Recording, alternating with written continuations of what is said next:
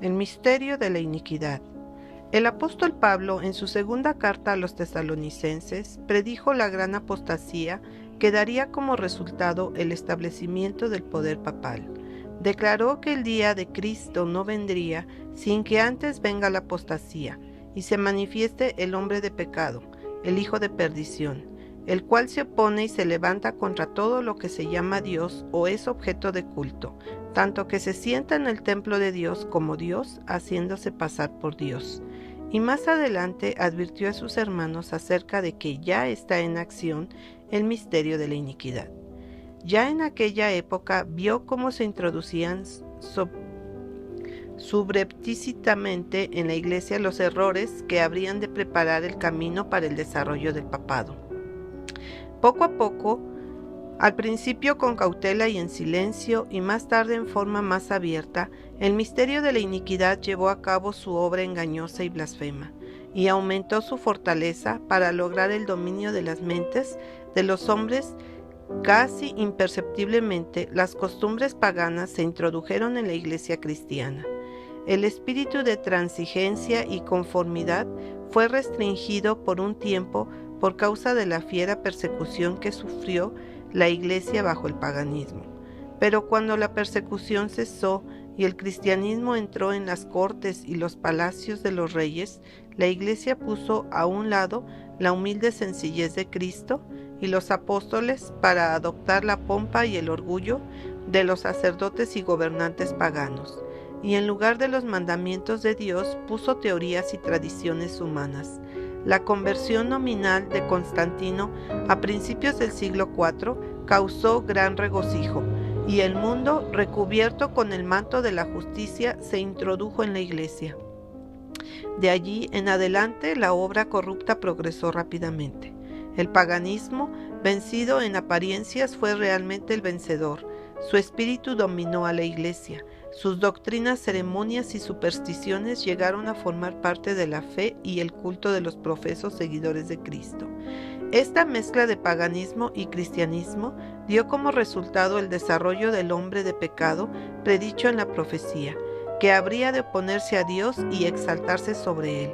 Ese gigantesco sistema de religión falsa es la obra maestra del poder de Satanás, un monumento a sus esfuerzos por ocupar el trono y gobernar la tierra de acuerdo con su voluntad.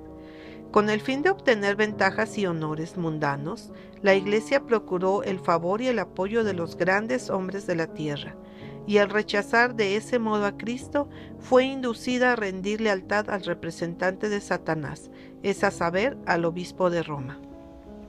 Una de las doctrinas cardinales del catolicismo es que el Papa es la cabeza visible de la Iglesia Universal de Cristo, investido con autoridad suprema sobre los obispos y los pastores en todo el mundo. Más aún, el Papa se ha arrogado los mismos títulos de la divinidad. Satanás sabía muy bien que las Sagradas Escrituras capacitarían a los hombres para descubrir sus engaños y resistir su poder. Incluso el Salvador del mundo resistió sus ataques por medio de la palabra. En cada uno de los asaltos, Cristo empleó el escudo de la verdad eterna al decir, escrito está. A cada sugerencia del adversario opuso la sabiduría y el poder de la palabra, para que Satanás pudiera conservar su dominio sobre los hombres y afirmar la autoridad del usurpador papal. Debía mantenerlos ignorantes acerca de las Escrituras. La Biblia exalta a Dios y pone al hombre finito en su correcta ubicación. Por lo tanto, sus sagradas verdades deben mantenerse ocultas y mejor suprimidas. Esa fue la lógica adoptada por la Iglesia de Roma. Por cientos de años impidió la circulación de la Biblia. Se prohibía a la gente que la leyera o que la tuviera en sus hogares, y sacerdotes y prelados carentes de principios interpretaban sus enseñanzas de manera que apoyaran sus pretensiones. De esa manera, el Papa llegó a ser casi universalmente reconocido como representante de Dios en la tierra, dotado de autoridad suprema sobre la Iglesia y el Estado. Al eliminar el detector de errores, Satanás obró de acuerdo con su voluntad. La profecía declaraba que el papado pensaría en cambiar los tiempos y la ley. no se demoró en intentar esa obra, para permitir que los paganos se convirtieran y encontraron un sustituto de los ídolos que adoraban, y para promover de ese modo la aceptación nominal del cristianismo. Se introdujo gradualmente en el culto cristiano la adoración de imágenes y reliquias. El decreto de un concilio general finalmente confirmó ese sistema de idolatría papal. Para completar su obra impía, Roma pretendió eliminar el segundo mandamiento de la ley de Dios, que prohíbe la adoración de imágenes, y dividió el 10º mandamiento en 2 para conservar el número exacto. Esa actitud de retroceso ante el paganismo abrió el camino para apartarse aún más de la autoridad del cielo. Satanás atacó al 4º mandamiento también, y trató de poner a un lado el antiguo sábado, que Dios había bendecido y santificado, para exaltar en su lugar la fiesta que guardaban los paganos con el nombre de venerable Día del Sol. Al principio, ese cambio no se llevó a cabo abiertamente. En los primeros siglos todos los cristianos guardaban el sábado. Cuidaban celosamente el honor de Dios y como creían que su ley era inmutable, conservaban religiosamente el carácter sagrado de sus preceptos. Pero con gran sutileza, Satanás obró por medio de sus instrumentos para lograr sus propósitos, para que la atención de la gente se dirigiera al domingo. Lo convirtió en una festividad en honor de la resurrección de Cristo. Se celebraban servicios religiosos ese día. No obstante, se lo consideraba aún como un día de recreación y el sábado seguía siendo guardado religiosamente. Constantino, pagano aún, promulgó un decreto para apoyar la observancia general del domingo como una festividad pública en todo el Imperio Romano. Después de su conversión, siguió siendo un ferviente abogado del domingo, y su edicto pagano fue puesto en vigencia en provecho de su nueva fe. Pero el honor manifestado hacia ese día no era suficiente para impedir que los cristianos consideraran que el sábado era el día santo del Señor. Había que dar otro paso más. El falso día de reposo debía ser exaltado para lograr su igualdad con el verdadero. Pocos años después de la promulgación del decreto de Constantino, los obispos de Roma le confirieron al domingo el título del Día del Señor. De ese modo se indujo a la gente gradualmente a que considerara que poseía un cierto grado de santidad. No obstante, se seguía guardando el sábado original. El archiengañador no había terminado su obra. Estaba resuelto a reunir al mundo cristiano bajo su estandarte y a ejercer su poder por medio de su representante, el orgulloso pontífice que pretendía ser el representante de Cristo. Logró cumplir sus propósitos por medio de paganos semiconvertidos, prelados ambiciosos y miembros de iglesia mundanos. Se celebraron grandes concilios de vez en cuando, a los que concurrían dignatarios de la iglesia procedente de todas partes del mundo. En casi cada uno de ellos se degradaba un poco más el sábado que Dios había instituido, mientras en forma proporcional se exaltaba el domingo. De ese modo, la festividad pagana finalmente llegó a ser honrada como una institución divina, mientras al sábado de la Biblia se lo declaró reliquia del judaísmo y se insistió en que su observancia era maldita. El gran apóstata logró éxito al exaltarse a sí mismo contra todo lo que se llama Dios o es objeto de culto. Se había atrevido a cambiar el único precepto de la ley divina que en forma inconfundible señala a toda la humanidad al Dios verdadero y viviente. En el 4º mandamiento, el Señor se presenta como creador de los cielos y la tierra, y por lo tanto como distinto de todos los dioses falsos. El 7º día fue santificado para que fuera un día de reposo para el hombre, como un monumento de la obra de la creación. Se lo instituyó para que mantuviera al Dios viviente siempre delante de las mentes, como la fuente de todo ser y objeto de reverencia y culto. Satanás trató de desviar a los hombres para que no manifestaran lealtad a Dios ni rindieran obediencia a su ley. Por lo tanto, dirigió sus esfuerzos especialmente contra ese mandamiento que señalaba a Dios como creador. Los protestantes insisten ahora en que la resurrección de Cristo en domingo es el origen del día de reposo cristiano, pero no hay evidencias bíblicas para esto. Ni Cristo ni los apóstoles le dieron tal honor a ese día. La observancia del domingo como institución cristiana tiene sus orígenes en el misterio de la iniquidad, que ya en los días de Pablo había comenzado a obrar. ¿Dónde y cuándo adoptó el Señor a este hijo del papado? ¿Qué razones valederas se pueden presentar para justificar un cambio acerca del cual las Escrituras guardan silencio? En el siglo VI, el papado ya estaba firmemente establecido. La sede de su poder se hallaba en la ciudad imperial y se declaró que el obispo de Roma era la cabeza de toda la iglesia. El paganismo había cedido su lugar al papado. El dragón había dado a la bestia su poder y su trono y grande autoridad. Y entonces comenzaron los 1260 años de opresión papal, predichos en las profecías de Daniel y Juan. Daniel 7:25, Apocalipsis 13, 5 al 7. Los cristianos se vieron obligados a elegir entre renunciar a su integridad y aceptar las ceremonias y el culto católico, o pasarse la vida en las mazmorras o morir en el potro, entre rejas o víctimas del hacha del verdugo. Entonces se cumplieron las palabras de Jesús: mas seréis entregados aún por vuestros padres y hermanos y parientes y amigos, y matarán a algunos de vosotros, y seréis aborrecidos de todos por causa de mi nombre. La persecución se desató sobre los fieles con mayor furia que antes, y el mundo se convirtió en un vasto campo de batalla. Por cientos de años, la Iglesia de Cristo encontró refugio escondiéndose en la oscuridad.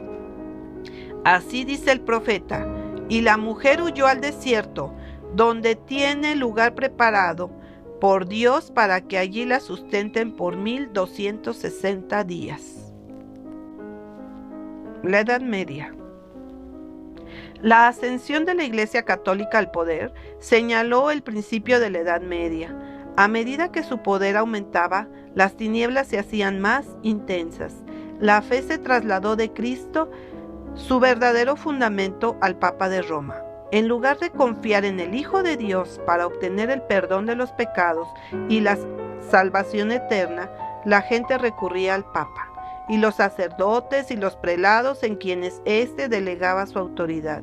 Se les enseñó que el Papa era su mediador y que solo podían acercarse a Dios a través de él, y aún más, que estaba en lugar de Dios para ellos, y por lo tanto debía ser obedecido sin vacilar. Cualquier desviación de sus requerimientos era causa suficiente para que se lanzaran los más severos castigos sobre los cuerpos y las almas de los ofensores. De ese modo, la atención de la gente se desvió de Dios para dirigirse a hombres falibles y sujetos a error, todavía más al mismo príncipe de las tinieblas que ejercía su poder por medio de ellos. El pecado se cubrió con un manto de santidad cuando se suprimieron las Escrituras y el hombre se consideraba supremo. Todo lo que podemos esperar es fraude, engaño y degradante iniquidad.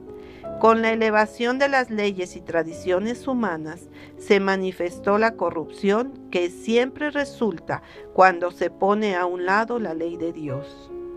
Eran días de peligro para la Iglesia de Cristo. Los fieles portaestandartes eran pocos, ciertamente. Aunque la verdad no quedó sin testigos, había momentos cuando parecía que el error y la superstición prevalecerían por completo y la verdadera religión sería erradicada de la tierra. Se perdió de vista el Evangelio, pero en cambio las formas de la religión se multiplicaron y la gente recibía la carga de rigurosas exacciones. No solo se les enseñó que recurrieran al Papa como mediador, sino también a confiar en sus propias obras para expiar sus pecados. Largos peregrinajes, actos de penitencia, el culto a las reliquias, la construcción de iglesias, capillas y altares, el pago de grandes sumas a la iglesia. Estos y muchos actos similares se fomentaban para apaciguar la ira de Dios u obtener su favor.